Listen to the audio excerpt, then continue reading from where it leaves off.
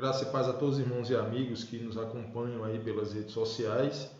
Nós estamos mais uma vez, meus irmãos, aqui para ministrarmos a última lição desse nosso segundo trimestre de 2020, certo? A revista Compromisso é essa aqui, desse trimestre, né, que a gente sempre apresenta a vocês, tá bom? As cartas de Paulo, Gálatas, Efésios, Filipenses e Colossenses. Hoje nós estaremos estudando o capítulo 3 e o capítulo 4, né? São os últimos capítulos aí do livro de Colossenses, tá bom? O título da lição é Buscai as coisas que são de Deus. O texto base para essa lição está lá em Colossenses, capítulo 3, o verso 1, que diz assim: Portanto, se fostes ressuscitados com Cristo, buscai as coisas que são de cima, onde Cristo está assentado à destra de Deus. Tá? Então a gente vai ver nessa lição de hoje o que Paulo, né, através do Espírito Santo de Deus, ele ministra, né, no capítulo 3 e no capítulo 4 de Colossenses, informando, né, que nós devemos buscar as coisas que são do alto. Em primeira mão, gostaria de dizer aos irmãos que isso aqui não é nenhuma, vamos dizer assim, fortalecimento àquelas mentes que pensam que porque nós um dia vamos morar no céu, nós aqui não precisamos fazer nada, né? Não precisamos trabalhar, não precisamos conquistar alguma coisa, enfim, não é isso.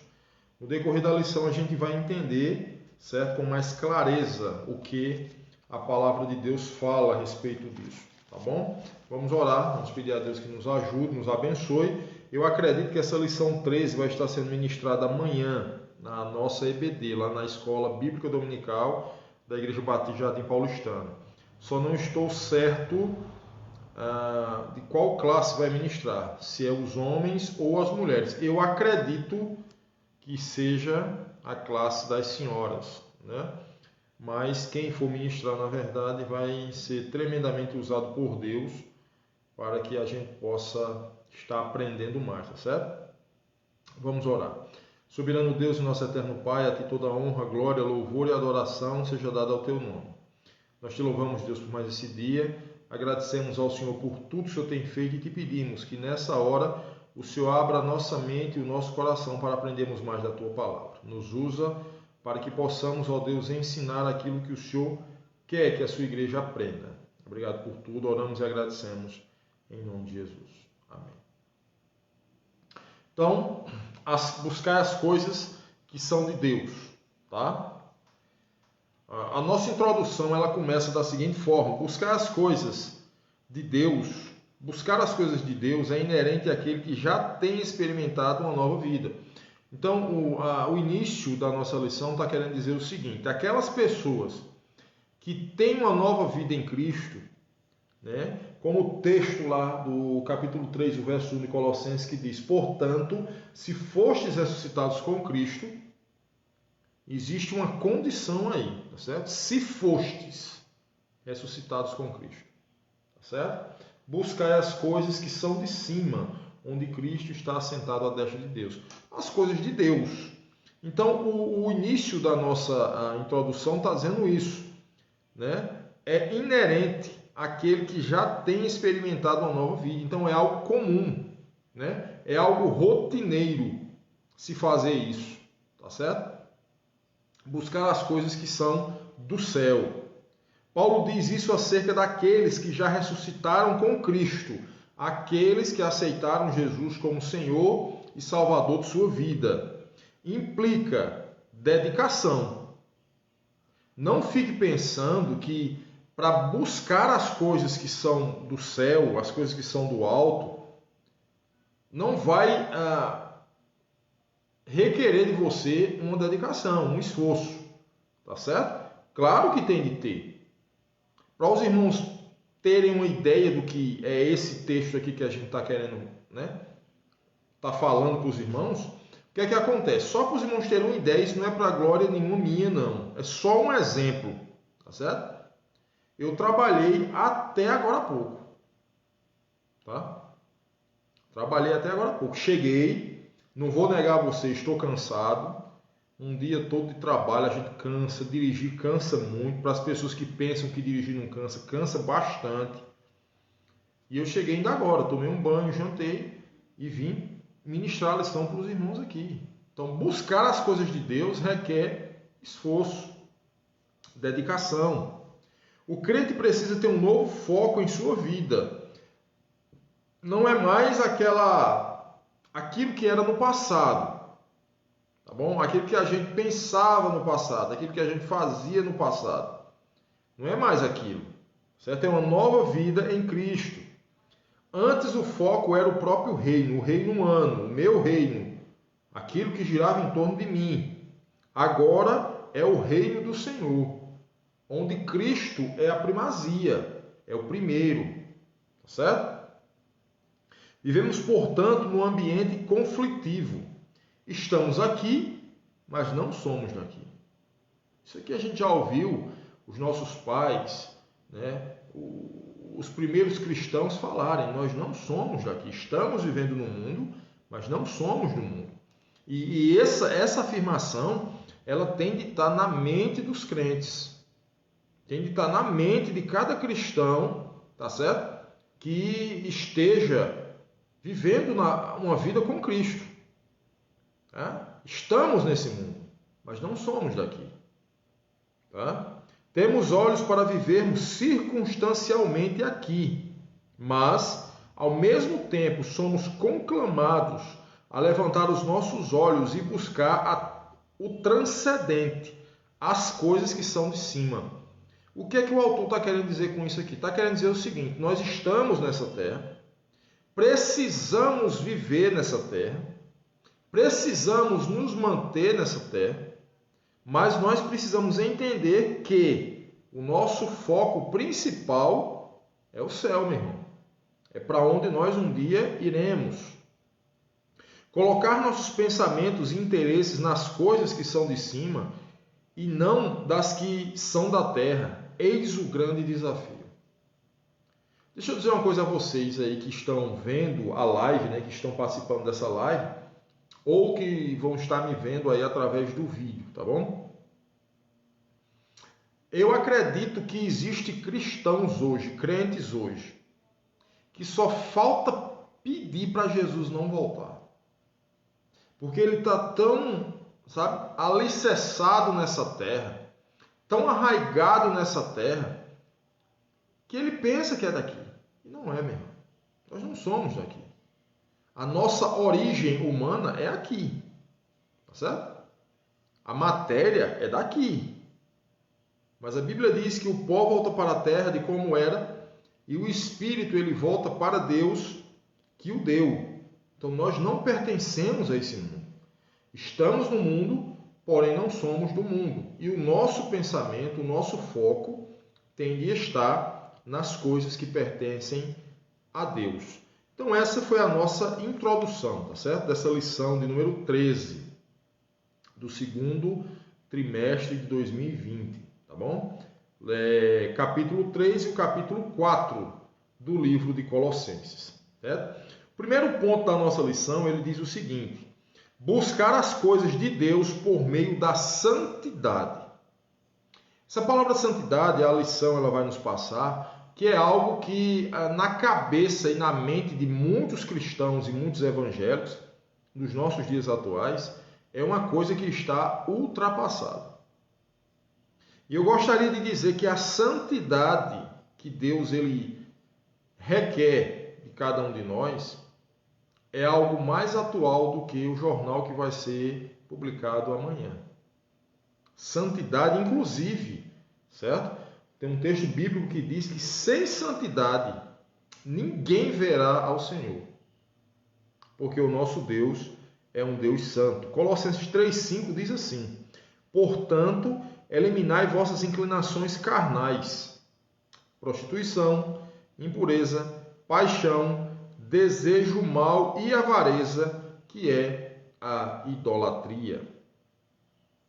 Eliminai vossas inclinações carnais. É isso que Paulo está dizendo. Extingua da sua vida. Tem de ser extinguido da sua vida isso aí. É fácil? Não. Não é fácil. Mas nós precisamos entender que é necessário essa santificação para que nós possamos ver o Senhor, para que a gente possa estar um dia perto do Senhor. Tem gente que pensa que santidade está ultrapassada, foi isso que a gente falou agora há pouco. Não se fala mais em santidade, nem se ensina e nem se prega sobre o assunto. Dificilmente você vai chegar em um templo de qualquer dessas denominações aí, genuinamente evangélicas. Você vai chegar num templo desse, num templo batista, um templo congregacional, um templo assembleiano, um templo presbiteriano. Dificilmente você vai chegar num templo desse e vai ouvir mensagens sobre santificação. Existem muitas igrejas que ainda pregam sobre isso. Tá certo? Muitas igrejas que pregam sobre isso. Igrejas genuinamente evangélicas pregam muito ainda sobre isso. Mas tem muitas igrejas também que não tocam mais nesse assunto. E principalmente essas igrejas neopentecostais. Essas aqui realmente não falam. Tá? O tema que é levantado hoje nos templos é a questão, primeiramente, é a questão financeira, né? Eu determino a Deus o que eu quero, eu determino o que eu vou fazer, o que eu vou ter, eu determino o meu salário, eu determino saúde. É isso, os ensinamentos que a gente vê hoje nos templos são esses. E são ensinamentos fora do padrão bíblico, tá? Não são ensinamentos que a Bíblia ordena que sejam feitos. Tá certo? Existe uma distorção muito grande aí das escrituras sagradas. Certo? Aquele texto que a gente leu semana passada, na lição 12, né? Quando Paulo disse, Filipenses 4,13, posso todas as coisas naquele que me fortalece. Tem pessoas pegando esse texto e dizendo, olha aí, ó, tá vendo? Paulo está dizendo que ele pode todas as coisas naquele que me fortalece. Mas lê o contexto, meu irmão. No contexto, Paulo está dizendo, eu sei ter em abundância e sei passar necessidade. Em todas as coisas eu fui aprovado. Posso todas as coisas naquele que me fortalece. Foi isso que ele quis dizer. Ele quis dizer que estava resistente a todo e qualquer tipo de situação, né? Por Cristo que fortalece ele. Somente isso. Não tem nada de determinação, não tem nada de a palavra tem poder, não tem nada disso, meu irmão. Entendeu? Isso é uma deturpação gravíssima das Escrituras Sagradas, gravíssima, tá? Para muitos é assunto retrógrado. Paulo é claro e enfático quando ao dever do crente de buscar uma vida digna. Nossa vida em Cristo escondida nele. Portanto, a santidade sempre será atual e necessária. Sempre. Enquanto existir vida, enquanto existir mundo, a santidade ela vai ser algo atual e necessário. Tá bom? O que é necessário para você viver hoje na Terra? É necessário você se alimentar, é necessário você ter o oxigênio, é necessário você ter água, é necessário você ter seu alimento. Da mesma forma, para que o cristão continue sobrevivendo diante da presença do Senhor, é necessário que ele busque e pratique a santificação. Tá certo? Estar escondido em Cristo significa que estamos protegidos, seguros e que o pecado não deve fazer parte da nossa vida como algo habitual. Deixa eu explicar isso aqui a vocês. O autor da lição está querendo dizer o seguinte, tá certo? Para depois ninguém vir dizer assim, olha, o irmão Davi falou lá no vídeo, na live, que o pecado não pode mais fazer parte da nossa vida. Não faz mais parte da nossa vida. Significa dizer que nós, a partir do momento que recebemos Cristo como Senhor da nossa vida, não pecamos mais. Mentira, eu não falei isso. Eu estou dizendo, o título, o autor da lição está dizendo o seguinte: estar escondido em Cristo significa que estamos protegidos, seguros e que o pecado não deve fazer parte da nossa vida como algo habitual. O que é isso? Ter prazer em pecar, meu irmão. Isso aí não pode existir mais. Pecadores, todos nós somos. Eu sou pecador, você que está me vendo aí é pecador.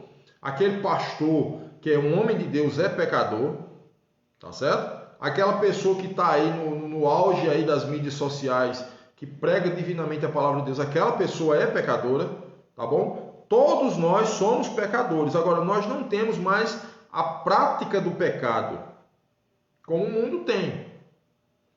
Existem pessoas, existem mulheres hoje que estão se prostituindo, vendendo o seu corpo, tendo relacionamento extraconjugal, enfim, e faz isso habitualmente, sem nenhum tipo de peso na consciência, pensando que está certo.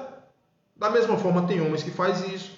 Da mesma forma, tem determinadas seitas que pregam a Cristo de uma forma distorcida e pensam que estão certas e estão em pecado.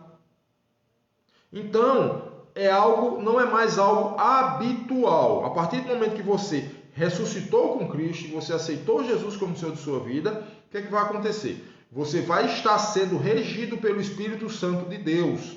E ao ponto que você pender para o pecado, esse mesmo Espírito que habita dentro de nós, ele vai testificar, ele vai alertar, vai dizer, opa, olha aí, calma, isso é pecado, você não pode fazer isso. Então, aqueles que ouvem a voz do seu Senhor, aqueles que ouvem a voz do seu pastor, o que é que a Bíblia diz? O que foi que Jesus disse? Eu sou o bom pastor, as minhas ovelhas ouvem a minha voz, eu as conheço, elas me seguem, eu lhes dou a vida eterna, nunca hão de perecer, ninguém as arrebatará da minha mão. Isso é Jesus que falou isso aí, tá certo? Esta vida em Cristo é grande motivação para o extermínio do pecado em busca da santidade. Esta vida com Cristo, ela é uma grande motivação para o extermínio do pecado em busca de uma vida santa. Passamos a viver numa luta, uma guerra, que já sabemos qual será o seu fim, a vitória em Cristo. Deixa eu dizer uma coisa a vocês aqui para a gente continuar. Olha, a gente precisa entender o seguinte: lutas a gente vai passar, problemas a gente vai passar enquanto nós estivermos vivos, vai ter problema, meu irmão. Nem se preocupa com isso. Por isso que em alguns vídeos eu disse assim, não corra atrás de problema não, deixe que eles vão vir. Não precisa você correr atrás de problema. Eles um dia vão chegar. Ou cedo ou tarde vão vir. Tá certo? Enquanto nós estivermos vivos, nós iremos passar por dificuldades nesse mundo. A gente precisa entender isso. Mas no final, se você é uma pessoa que você tem Jesus Cristo como Senhor de sua vida, que você aceitou aquele sacrifício na cruz do Calvário e hoje Ele é Senhor da tua vida, você precisa entender que dificuldades e problemas você vai passar. Porém, no final, a vitória em Cristo é certa. Pode ser que não seja daquela forma que você desejou, mas com certeza é da forma que o Senhor planejou. Tá certo? Vivemos nesta esperança, aguardando sua manifestação final. Esta luta é honrarmos ao Senhor que nos salvou. As inclinações carnais precisam ser mortificadas, tais como a prostituição, impureza, paixão, concupiscência, avareza, ira, cólera, malícia, maledicência, palavras torpes e a mentira. Olha o que é que o início do texto diz assim: as inclinações carnais precisam ser mortificadas. O que é isso? É a cada dia você matar essas tendências carnais. A cada dia, meu irmão. A cada minuto da sua vida, você está mortificando a carne, matando a carne. Porque enquanto nós estivermos nesse corpo humano, nessa vida humana, a gente precisa entender que vamos passar por tentações. Vamos estar sujeitos a fazer bobagem. Mas precisamos a cada dia mortificar essas coisas. Quais coisas? Prostituição, impureza, paixão, concupiscência, avareza, ira, cólera, malícia, maledicência, palavras torpes e a mentira. A gente precisa mortificar isso todo dia, meu irmão. Deus que é santo não se agrada destas coisas e não quer ver seus filhos praticando atos que são contrários ao caráter de Deus, que pelo seu Espírito está impregnado em nós. Deus ele não se agrada em ver os seus filhos vivendo em uma vida de pecado. Tá certo? Deus ele não se agrada disso. Então esse foi o nosso primeiro ponto, tá? Buscar as coisas de Deus por meio da santidade. Buscar, meu irmão, a santidade mesmo. Vai existir pessoas que vão olhar para mim e para você e vai dizer que nós somos bestas, que nós somos egoístas, que nós queremos ser os santarrões, que não precisa disso, que o evangelho não é isso. Vai aparecer muita gente falando bobagem aí. Mas bota uma coisa na sua cabeça, tá? Deixa eu falar, meu irmão. Deixa eu falar. Tá certo? Deixa quem quiser falar aí. A gente precisa entender somente uma coisa. Precisamos agradar a Deus e não a homens. Os homens eles vão estar sendo agradados se nós praticarmos as obras infrutíferas da carne. Aí todo mundo vai se alegrar. Mas se você disser assim, rapaz, eu vou mudar meu modo de agir, meu modo de vestir, meu modo de pensar, eu vou servir a Cristo, pode ter certeza que vai aparecer muitos e muitos inimigos e um dos tais vai ser de dentro da sua casa. Tenha certeza disso, tá? Então, o primeiro ponto foi esse. O segundo ponto da nossa lição diz assim, ó, buscar as coisas de Deus na prática do amor fraternal. Colossenses 3,13. Suportando e perdoando uns aos outros.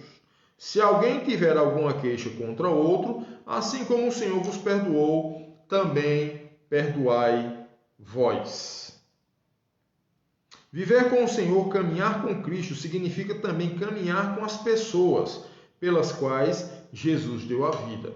Isso é importante, tá certo? Se a gente diz assim, eu vou caminhar com Cristo, eu vou fazer a vontade de Cristo, isso está implícito em dizer que nós precisamos caminhar com pessoas e essas pessoas também foram o alvo do sacrifício de Cristo. Jesus morreu por elas, tá certo?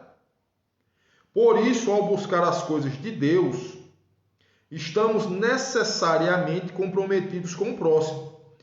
Esta constante busca do Senhor se evidencia numa vida também horizontal. Olhamos para os lados, olhamos aqueles que estão ao nosso redor, pensamos e temos compromisso com o nosso irmão. Ninguém vive somente para si. A vida é relacional. Essa vida que nós temos, ela é uma vida relacional, de relacionamentos. O Evangelho é para ser vivido com intensidade em relacionamento. Isto implica cultivar não só mais o que sentimos, mas também atitudes. Paulo disse que isso significa estar revestido, passa a ser uma roupagem nova de quem professa Cristo. Deixa eu dizer uma coisa a vocês, tá? Um dia eu vi um pastor falando assim. Ele veio pregar aqui em Campina Grande e eu nunca esqueci dessa ilustração que ele fez. Ele disse o seguinte: ô irmão, se eu pisar no teu pé uma vez, no teu calo uma vez, e amanhã eu piso de novo e você me perdoa, e depois de amanhã eu piso de novo, você me perdoa, e depois de amanhã eu piso de novo, você me perdoa. Se você está perdoando e eu estou fazendo novamente, o que é que está faltando? Eu parei, pensei e não tive resposta. Eu disse, não sei, pastor. Ele fez, está faltando você tirar o pé, meu irmão. Me perdoar é preciso. Me perdoar é o essencial. Mas você precisa tirar o pé para que eu não venha pisar de novo nele. O que é que nós estamos fazendo? Nós entendemos amor. O amor que a Bíblia prega, o amor que Jesus pregou, a gente entende como sendo aquela mesmice de estar fazendo a mesma coisa todo dia. De estar balançando a cabeça para a pessoa em sentido positivo todos os dias. E não é isso, meu irmão. Tem muita gente enganada com essa situação. Você sabia que muitas vezes amar uma pessoa é você olhar para ela e dizer não? Pergunto a vocês que estão me vendo aí. Quando Deus criou o mundo, o planeta, e criou o jardim do Éden, e colocou o homem e a mulher lá, quando Deus disse, não comerás da árvore que está no meio do jardim, Deus ele estava dizendo isso porque ele não amava o homem, ou ele disse isso porque ele amava o homem? Claro que é porque ele amava mesmo. E nós hoje estamos vivendo uma vida que a gente precisa dizer sim para as pessoas, em qualquer circunstância, porque as pessoas precisam ver, não, fulano é crente, então fulano sempre vai me dizer sim. Está redondamente enganado. Não é isso. Tem pessoas dizendo sim para outras e estão estragando elas. Um não de Deus, meu irmão, muitas vezes é a melhor resposta que a gente pode ter. Pode ser que a gente não venha entender na hora, mas posteriormente a gente vai entender que aquele não foi uma bênção. Nossa vestimenta nova tem nome. É uma vestimenta da alma, do interior, do coração, que vai refletir em nossa maneira de viver, falando e nos relacionando. Paulo diz que esta nova roupagem se chama coração compassivo, benignidade, humildade, mansidão, longanimidade. Tudo isso pelo vínculo do amor nos leva à prática do perdão, que provavelmente é a maneira mais desafiadora de transbordar o amor de Deus, que foi derramado em nossos corações. Esta vida de prática do amor fraternal, genuína, autêntica, inconfundível, é possível à medida que a palavra de Deus habita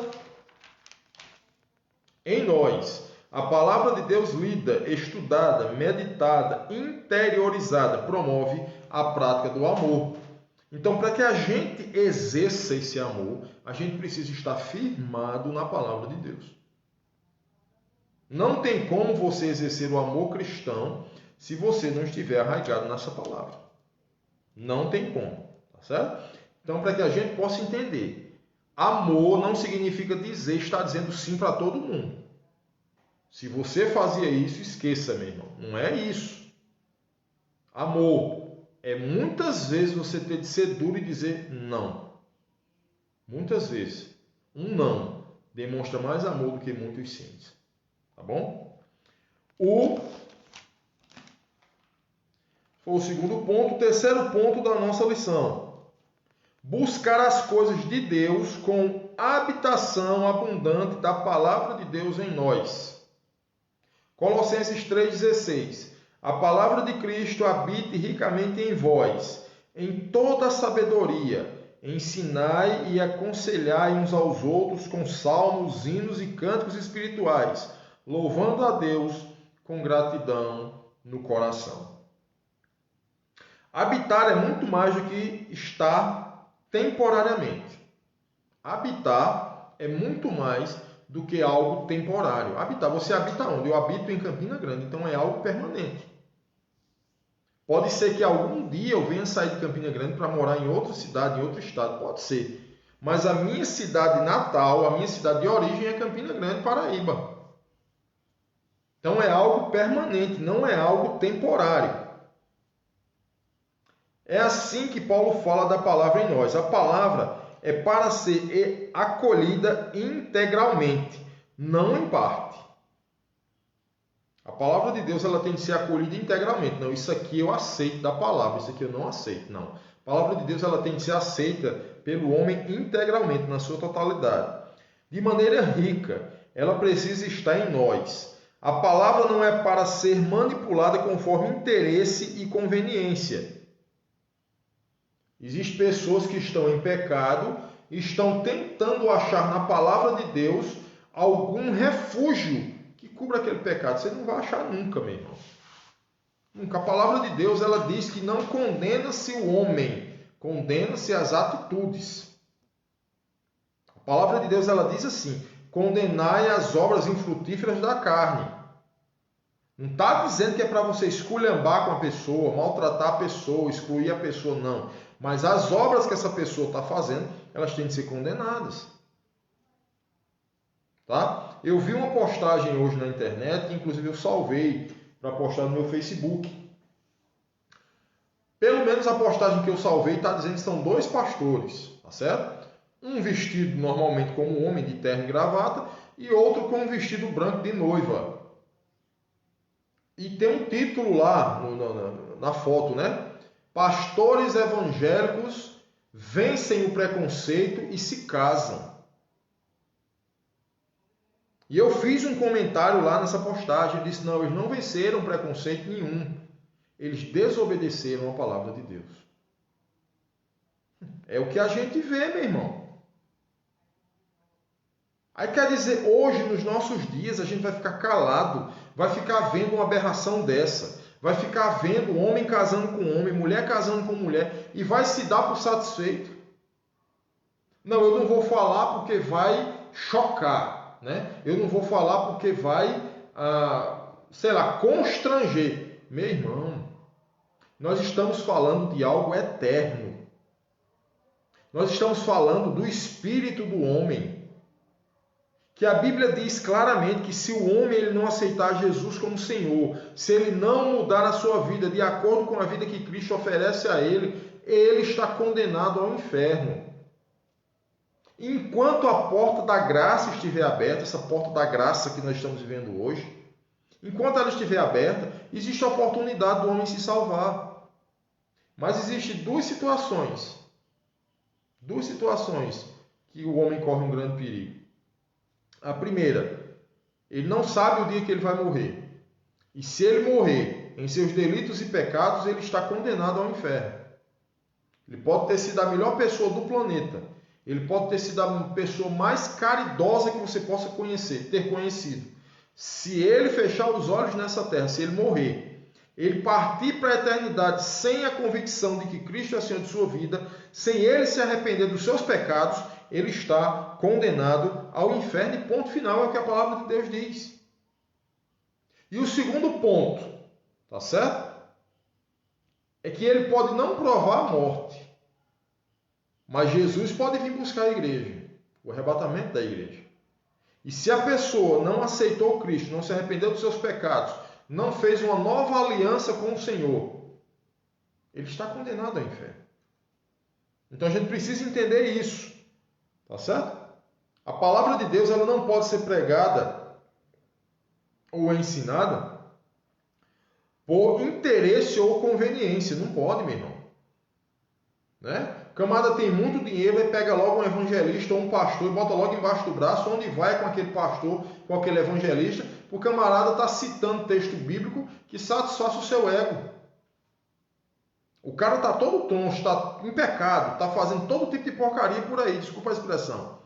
Mas o cara tem dinheiro, o cara tem como pagar aquele suposto profeta, o cara tem como pagar aquele suposto pastor, para que ele a cada hora abra a Bíblia e leia um texto que seja agradável aos seus ouvidos.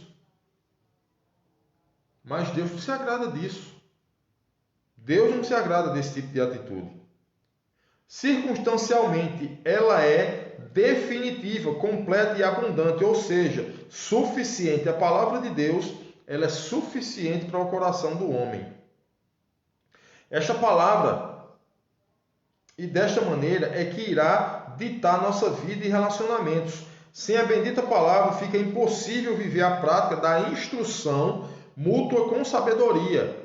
Quando a palavra de Deus habita em nós, toda repreensão, ensino, correção, passam a ser uma letra de canção de vida. Bote na sua cabeça aí, viu, meu irmão? Isso que o autor da lição está querendo dizer. Quando a palavra de Deus habita em nós, toda repreensão, todo ensino, toda correção passam a ser uma letra de canção de vida. Quando a palavra de Deus ela habita no meu coração e eu passo a fazer alguma coisa errada, eu piso na bola, eu vacilo e o meu irmão vê e chega para mim, procura me corrigir, eu não vou levar aquilo como uma correção, como ele é melhor do que eu, ele é maior do que eu, não. Eu vou entender que Deus está falando através dele e eu preciso me corrigir. Sem mágoa, sem rancor, sem nenhum tipo de constrangimento. Quando uma pessoa vem me ensinar, quando eu tenho a palavra de Deus dentro do meu coração e alguma pessoa vem me ensinar algo que eu não sabia, eu fico feliz em aprender mais da palavra do Senhor. Mas tem pessoas que não querem aprender porque pensam que sabem de tudo e a gente não sabe nada, meu irmão. A gente sabe uma gota no oceano, muito pouca coisa mesmo. Muito pouca coisa mesmo. Paulo consegue enxergar e assim transmite a ideia do que é capaz a palavra produzir. Passa os ajustes de a fé ser uma musicalização instruída pela palavra que habita no crente. Talvez esteja faltando hoje o tom da palavra, a música da palavra, a composição da palavra, para produzir obras que sejam em nome e para o nome do Senhor Jesus. Pode ser que esteja faltando isso, meu irmão. A harmonia entre você e a palavra. O prazer de você abrir sua Bíblia e ler um texto bíblico, por menor que ele seja. Isso acabou nos nossos dias, isso não existe mais. As pessoas têm um smartphone, né, têm os seus iPads aí da vida, computadores, enfim, e o cara já tem texto pronto. O camarada vai pregar numa igreja, ele não tem mais o prazer de pesquisar na palavra de Deus, afinco, a fundo, não. Ele já vai lá, coloca lá, eu quero pregar sobre paz. Coloca o nome paz, sermão falando sobre paz. Coloca lá no Google, meu irmão, aparece milhares e milhares de sermões já prontos, porém sem inspiração. Porque quando Deus ele vai falar para você ministrar uma palavra, ele fala para você. E mesmo que você resiste àquele sermão foi feito para você naquele dia, meu irmão. E a partir do momento que você copia, Deus ele vai falar com alguém, claro. Mas a unção daquilo ali, meu irmão, não está na tua vida, porque aquilo já foi feito, já foi preparado para alguém. Procure você ter experiências próprias com Deus. Deixe os outros terem as suas experiências. Você precisa ter uma experiência profunda com o Senhor. Tá? Quarto ponto da lição. Buscar as coisas de Deus com compromisso e oração. Colossenses 4:2. Perseverai na oração, nela permanecendo atentos com ações de graças. Não há como pensar nas coisas de cima sem oração. A oração sempre foi importante e necessária. Vivemos no tempo que depender de Deus tem se tornado mais imperioso. Sabemos que a oração é importante. O grande desafio não é saber mais sobre a oração. Não é saber mais que precisamos orar. O grande desafio é perseverar na oração. Não é você estudar sobre a oração. É bom você estudar. Não é você querer orar mais. Não é isso. É você perseverar na oração, meu irmão. A oração ela tem de ser igual à água que você bebe. Você sempre está com sede. E quando você bebe, você se sacia daquela sede. Mas daqui a pouco vai ter sede de novo. A oração tem de ser isso. Você orou agora. Legal, você saciou o seu desejo de oração. Você falou com Deus. Daqui a meia hora você já está com vontade de orar de novo. É isso que o texto está dizendo. Perseverar na oração. O que mais tende a esmorecer em nós é a oração. Orar como devemos orar. Orar. Como devemos orar? Paulo recomenda ter perseverança. Perseverar em oração é vencer as circunstâncias desanimadoras. A oração precisa ser um estilo de vida. A oração ela tem que ser colocada em prática e ser focada mais justamente naqueles momentos de dificuldade, meu irmão. Que hoje, nos momentos de dificuldade, é que os crentes estão deixando a oração de lado. Uma atitude de vida sem que isto a faça uma rotina morta. Você tem de ter a sua atitude de oração, uma vida de oração, mas que essa atitude ela não seja uma rotina morta. Você está fazendo algo mecânico, porque você tem de fazer. Aquela oração de dormir, aquela oração quando se acorda. Não, meu irmão. A oração ela tem de ser constante na nossa vida. Uma rotina morta, vazia, oca, sem sentido. Perseverar envolve também fervor, algo grandioso. Porque a oração é grande privilégio e oportunidade dada por Deus a nós que somos mortais. Se você analisar direitinho, lá no Velho Testamento, tá? Quando o homem não falava diretamente com Deus, existia um sumo sacerdote que uma vez ao ano entrava no Santo dos Santos e ali oferecia os sacrifícios que o povo queria oferecer a Deus. Ele se preparava para oferecer. Porque o homem não podia ter contato direto com o Senhor. Tinha de ser alguém preparado para isso. Então, quando o autor da lição ele diz que a oração é grande privilégio e oportunidade dada por Deus a nós que somos mortais, significa dizer que aquele véu do templo ele foi rasgado, meu irmão. Você hoje tem acesso direto a Deus. Você hoje não precisa de intermediário. Você hoje não precisa de irmão de oração. Você pode, em qualquer ambiente, em qualquer local, se comunicar com Deus. Nesta atitude de oração, fazendo parte da busca do alto, não podemos esquecermos da intercessão. Paulo pedia aos colossenses que orassem por ele, uma intercessão com objetivo. Pedia que orassem para que não cessasse de pregar, de anunciar o Evangelho. Muitas vezes oramos por tudo, mas não oramos para que Deus nos dê constantemente a oportunidade de testemunhar e de pregar e de ensinar a sua palavra. A gente ora por tudo, meu irmão, mas nunca, dificilmente a gente diz assim: Deus, me dá condição, meu Deus, de eu falar das tuas grandezas. Me dá condição, Senhor, de eu testemunhar do teu amor, da tua graça, da tua misericórdia. Muitas vezes a gente não faz isso. Precisamos de amigos de oração, amigos intencionais que orem por nós para sermos eficientes e eficazes em nosso discipulado. Meu irmão, a gente precisa orar por isso, né? Pedir a Deus que nos ajude. Buscar as coisas de Deus, isso é o quinto ponto e último. Buscar as coisas de Deus com sabedoria e bom senso. Colossenses 4:5. Comportai-vos com sabedoria para com os de fora, aproveitando bem cada oportunidade. O mundo está precisando muito de sabedoria e bom senso. Vivemos num mundo em função do avanço tecnológico na área de comunicação, com muitas informações, mas pouco conhecimento e menos ainda de sabedoria.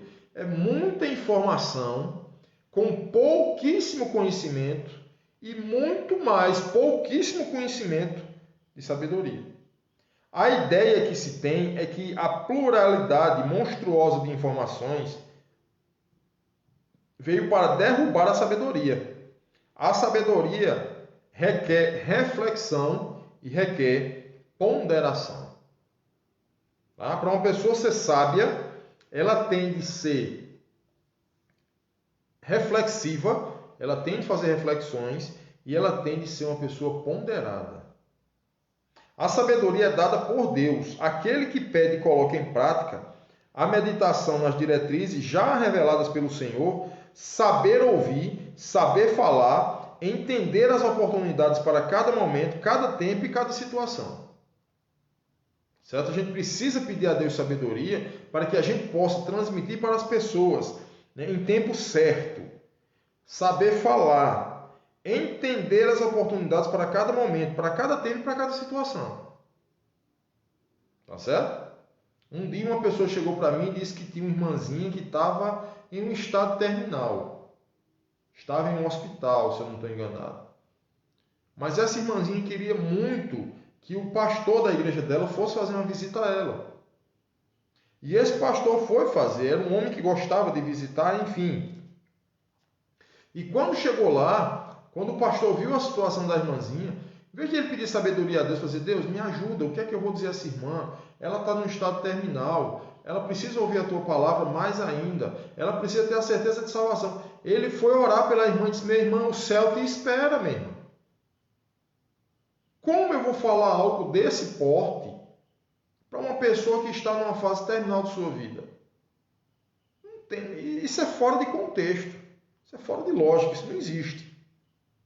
A sabedoria agrega gente, promove relacionamentos, seleciona e prepara líderes. A sabedoria e o bom senso conquistam pessoas para o bem comum. Paulo menciona seus muitos cooperadores e colaboradores, tais como Tíquico, fiel ministro e servo do Senhor, Onésimo, fiel e amado irmão, Aristarco, foi seu companheiro na prisão, Marcos, que se tornou útil em seu ministério, Justo, meu cooperador, diz o apóstolo, Epáfras, servo de Jesus e zeloso pelos crentes, Lucas, o médico que acompanhava Paulo em suas viagens, Ninfas, que tinha uma igreja em sua casa, Arquipo, recomenda-o para que cuide do ministério que recebeu. Sabedoria e bom senso unem e agregam, meu irmão. Pedir a Deus sabedoria, buscar sabedoria do alto. É isso o que a lição está também nos passando hoje, tá bom? A nossa conclusão, para a gente finalizar aqui. A vida apresenta tantas coisas que buscamos agregar ao nosso viver. Algumas dessas coisas são úteis e necessárias, porque fazem parte de nossas necessidades e projetos de vida. Mas não podemos, em tempo algum, nos esquecermos de desenvolver as prioridades do reino do Senhor.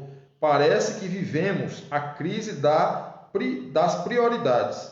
Prioridade sempre de buscar a Deus. Aí tem uma pergunta. Como buscar as coisas que são de Deus? Como a gente vai buscar as coisas que são de Deus? Tá certo? Primeira resposta. A cada dia, escreva ou simplesmente mentalize as coisas que você diariamente precisa priorizar. O que é que eu e você precisamos priorizar a cada dia? Primeiramente, Deus. Tá certo? As coisas de Deus. Segundo, família, esposa, filhos, trabalho, oração, e, enfim. Faz uma relação aí e você vai ver o que é prioridade na sua vida. 2. Não esqueça que vivemos aqui neste mundo, mas não somos cidadãos do mundo, e sim cidadãos do céu. Meu irmão, a gente precisa entender o seguinte: um dia a gente vai ter de ir para o céu. Um dia a gente vai ter de partir dessa terra. Ou mais cedo, ou mais tarde. Mas um dia a gente vai ter de sair daqui. Esse mundo não nos pertence. Nós não somos desse mundo. A nossa origem é Deus. Tá certo? 3. Que os nossos pés estejam andando aqui na terra, mas que nossa mente e coração nunca deixem de buscar e pensar nas coisas que são do alto. E deixa eu dizer uma coisa a vocês. Tem muitos crentes que estão pensando, eu vou ter uma mansão celestial lá no céu. Eu vou ter um galardão lá no céu. Meu irmão, com todo respeito, pensa em algo melhor. Pensa que você um dia vai ver o teu Redentor face a face. Pensa que um dia você vai ver o teu Criador face a face. Pensa numa coisa, pensa que a Bíblia diz que lá não vai haver noite, não vai haver choro, não vai haver tristeza, não vai ter decepção, não vai ter... A Bíblia diz que Ele vai enxugar dos nossos olhos toda lágrima. Será que a gente consegue imaginar o que é isso? Ele enxugará dos nossos olhos toda lágrima. Lá não vai ter dor, lá não vai ter pranto, lá não vai ter choro, lá não vai ter rancor, lá não vai ter ódio, lá não vai ter raiva. Meu irmão, estaremos de eternidade a eternidade vivendo com o Senhor. Esse deve ser o nosso foco. Por mais problemas que passamos aqui nessa terra, um dia não vai existir mais problema para a nossa vida. Porque o Senhor vai enxugar dos nossos olhos toda a lágrima. Deus nos abençoe. Essa semana a gente vai estar pegando, a revista desse próximo trimestre, o terceiro trimestre de 2020. A gente vai estar pegando a revista. Eu não sei qual o tema das lições desse terceiro trimestre, mas nós estaremos aqui com os irmãos, tá certo? Postando as lives, postando os vídeos lá no nosso canal no YouTube. Se você que está vendo esse vídeo, você não é inscrito no nosso canal no YouTube, vai lá, canal Davi Pérez, tá certo? Todas as lições da Escola Bíblica Dominical, tá certo? Da Igreja Batista, tá certo?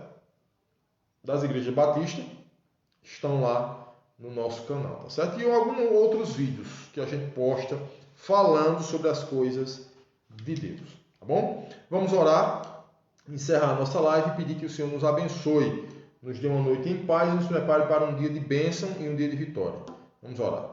Soberano Deus, nosso eterno Pai, muito obrigado por tudo que o Senhor fez até aqui. Obrigado, Deus, por todas as pessoas que passaram por essa live. Eu te peço, Deus, que o Senhor abençoe aquelas pessoas que irão ver esse vídeo, que o teu nome possa ser glorificado e que muitas e muitas pessoas possam estar juntas conosco estudando a tua palavra. Tenha misericórdia de nós, nos dá uma noite feliz e em paz e nos prepara, Deus, para o dia de amanhã, um dia de bênção e um dia de vitória na tua presença. Nós oramos e agradecemos em nome de Jesus. Amém. Deus nos abençoe. Essa semana, hoje é sábado, acredito que segunda-feira nós já estaremos ministrando, se assim Deus nos permitir, a lição de número 1, tá certo? Do nosso terceiro trimestre. Se você quiser acompanhar as nossas lives, tá bom? As nossas lives, geralmente, a gente vai precisar deixar um dia disponível para as nossas lives com relação à lição da Escola Bíblica Dominical. Eu gostaria de deixar as nossas lives para toda segunda-feira. Toda segunda-feira, a partir das 8 horas da noite, nós estaremos com a nossa live ministrando as lições da revista EBD, tá bom? Da EBD, tá bom? Compromisso. Muito obrigado, Deus abençoe e Deus possa te abençoar.